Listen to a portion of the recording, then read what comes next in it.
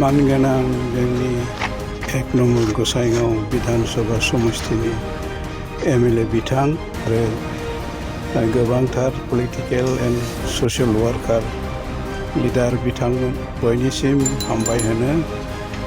जोंनि एलेखाय नंगौबो बे गामिया लामानिफ्राय बिराद उसुबिदा जानानै दङमोन।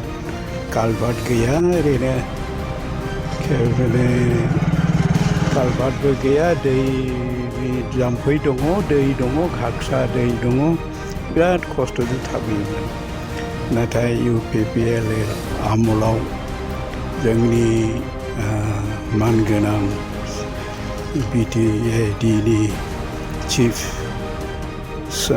रमद बर'ज बिथांनि सहाय आरो बिसेसकै जोंनि लकेल MLA बिथाङा गले गले थांनानै सहाय खालामदों।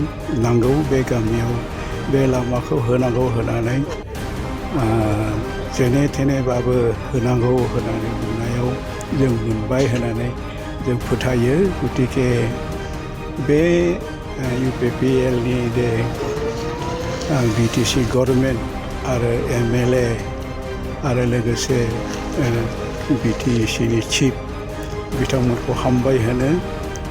आरो जोङोथ' माने आंनि तरफनिफ्रायबो आं धन्यबाद होनांगौ, मानोना बे समाव BTCनि चिफ मानगोनां रमद बर'ज बिथांनाव जोङो बे दाबिखौ लानानै थादों। बे जे बहाय राभा साहित्य सभानि जोबथा गल्डेन जुबलि जागोन, बहाय नुजाफैनांगौ आलासि महरै। नंगौ, माने गाहाय आलासि महरै बिथाङा नुजाफैदों आरो जोंनि MLAया रिसेपसन कमिटिनि प्रेसिडेन्ट जानानै बिराद सहाय खालामदों।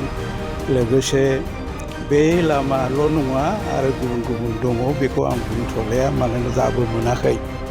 मोनोबासो आं बेखौ साबायखर होगोन। होमबाबो जों बे समाव बुंबाय जोंनो लामा नांगौ, लोगो लोगोनो जागोन होनदों। गतिके बेबायदि सरकार, बेबायदि माने BTCनि चिफ बबाव मोननो? गतिके जों रायजो राजाफोरबो बुजिनांगौ जाबाय।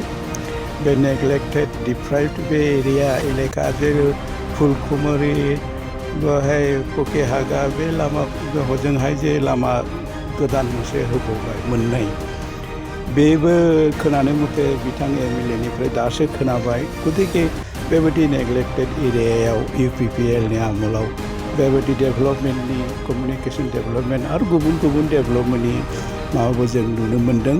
रायजो राजाया जाहाथे बे पार्टिनि सायाव भरसा खालामनानै भबिष्यत जाहाथे पजिटिभ मोनसे डिसिसन लानायाव उल्टा पाल्टा खालामा, बेखौनो रिकुवेस्ट थाबाय।